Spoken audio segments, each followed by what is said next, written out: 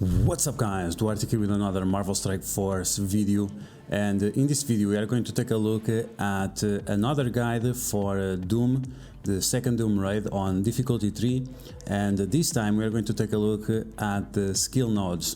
This is a guide for you to use the minimum amount of characters, the minimum amount of healing, and also the minimum amount of energy. And once again, this is on difficulty 3.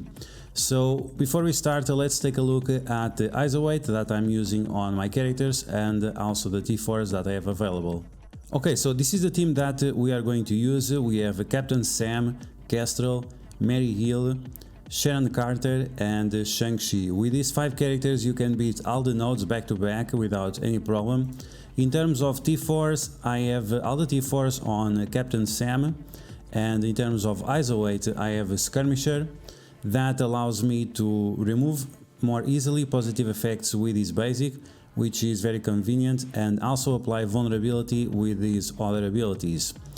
Then we have Kestrel as a striker, and Kestrel as a striker, she's convenient because whenever the enemies have vulnerability we have chances of applying defense down twice, and that becomes very convenient. We have all the T4s to increase our damage output. Then we have Mary Hill, I think. Yes, Mary Hill, and I use her also as a skirmisher. Some people like to use her as a healer. I like to use him as a skirmisher because all of her abilities are attacking abilities, and applying vulnerabilities on the right targets with her abilities can be extremely useful. And you can also use that to remove positive effects from the enemies. As you can see, I also have all the T4s on her because I think all of the T4s can provide utility. Now we have Sharon Carter, and for Sharon Carter I'm using the striker ISO weight that allows us to use her basic twice with other abilities, and that's very convenient in raids because with that you can turn rewind the enemies, whether you use the basic or whether you use the other abilities, as long as the enemies have at least one vulnerability. As you can see, I don't have any T4s on her. I think they are all skippable, even that some of them increase the damage output by a nice amount. I just find that is not necessary. Finally, we have Shang-Chi, and Shang-Chi is a raider. That means he will be able to apply vulnerability to the enemies, and he is a good raider because he has low cooldowns on his abilities, and also whenever he crits he gains deflect, and the deflects will have an increased block amount of 20%. So that means whenever he's attacked the damage is going to be reduced by 45% as long as he has deflects.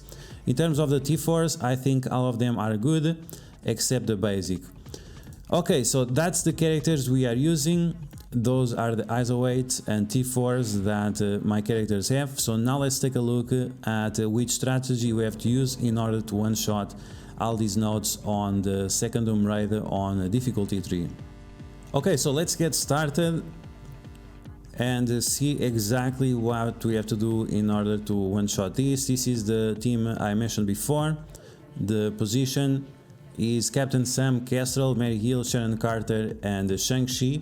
If you feel like your Sharon Carter is too weak, you might want to use her in the corner instead. So with the Kestrel special you want to focus on the 4 characters in the middle and try to remove as fast as possible Jubilee, Iceman and Crystal. After that you are going to try to remove Captain Black Bolt. Captain Sam used the ultimate to get additional turn meter on your characters. This will allow you to do more damage and try to remove them as fast as possible. Focus on Crystal to make sure that she has some vulnerabilities and she gets some additional damage. Then you can summon the minions, turn rewind her if you are lucky and you get a crit. If not, that's fine. After, on this situation, you want to stun Black Bolt in case your Sharon Carter is not blinded. And the reason why we summon the minions is because whenever Black Bolt does his special, those are additional targets that he can attack instead of your main characters, which can be a deadly experience. Okay, so at this point, depending on how strong your team is, you can do the Captain Sam special, or you can use his basic just to remove a few enemies. Then you want to stun or slow the second Black Bolt, because you don't want him to have his turn and have his special. And after that, you don't use any abilities, you just use your basics and you try to manage the characters that you have on the field. You want to delete them as slow as possible, and this means that sometimes you want to attack the characters that have defense down and vulnerabilities, other times you don't want to do that. It's all based on saving your cooldowns. So on the first wave you use a few abilities, on the second wave is all about saving the cooldowns and making the most out of it. So as you can see, at this point we are just managing the cooldowns. The most important cooldowns is to have the Captain Sam special to block on the next node, and also having the healing with Mary Heal. As long as you have those cooldowns, you'll be fine. With Shang-Chi you should have the ultimate, and the special can also be useful. With Sharon Carter is not really important, and with Kestrel it's gonna be nice if you have her special, even that is not 100% necessary. If you have the special, you can use the strategy that we are going to use. If you don't have the special, I will give you an alternative strategy. So let's take a look at the second node, and as you can see, everything is uncutted, so this works consistently. And my Captain Sam, I'm not going to heal him up. I'm confident enough on his gear and on my strategy to allow me to not waste healing items on him. Okay, so Silver Surfer goes with his ultimate. We have ability block on Sharon Carter, that's fine. Okay, so we attack with a special of Kestrel on these characters. And let's stop right here. If you have the special, you can attack these 5 characters at the same time, that's fine. If you don't have the special, you might want to attack the shield security and the yellow jacket on the left. Okay, so whenever you use the special of Captain Sam, make sure you know which target you are attacking, because the targets you focus on, it's going to be very important, because as you can see, the enemies are being pinged. Okay, so you do the ultimate of Shang-Chi to turn rewind the enemies. You want to focus as much damage as possible on Negasonic, so she doesn't apply a second heal block to you. And as long as you do that, you'll be fine. The yellow jackets will attack you, but because you have the taunt, they will attack the deflects, and Mary Heal will heal your team based on this. Then you just want to do the turn meter with the ultimate of Captain Sam. Make sure you focus on the right target, so in case the blob was a little bit more healthy than the one we were facing now, you could also remove his offense up with the skirmisher isolate of Captain Sam. At this point, when you have the 2 Silver Surfers, you want to stun the second one and you want to finish off the first one. Some people say that you shouldn't summon minions, but that's completely irrelevant, because the Kestrel ping does enough damage to bypass the healing from the Silver Surfers, and the minions will also allow you to turn rewind the enemies, so it's a non-issue.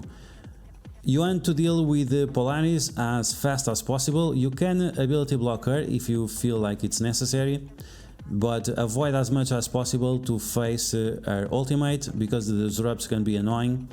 But this is only relevant if you are facing like multiple enemies at the same time. So leave the second Silver Surfer for last and make sure he's slowed, so after you can just apply defense down to him, and then you will easily get rid of him.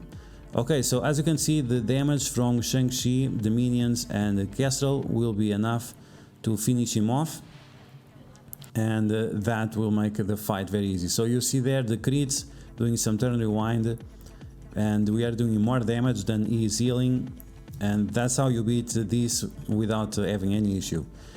Okay, so 2.5 minutes to beat these. Now let's take a look at the boss node. You can one-shot the boss node, you just have to be careful to don't waste time and avoid the negative effects that can impact the speed of your team. So once again, uncutted, we are not going to use any healing items once again, and we are going to beat these easily. And the team that I'm using on this video, this video was recorded like 3 weeks ago or something, so the team is weaker than the one I have right now that I showed to you.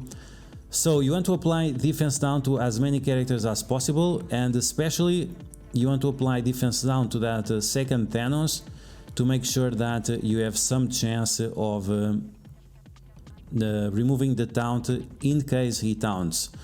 The priority is going to be to stun him, so you actually don't have to deal with the taunt. You want to focus on Polaris so she doesn't do her ultimate.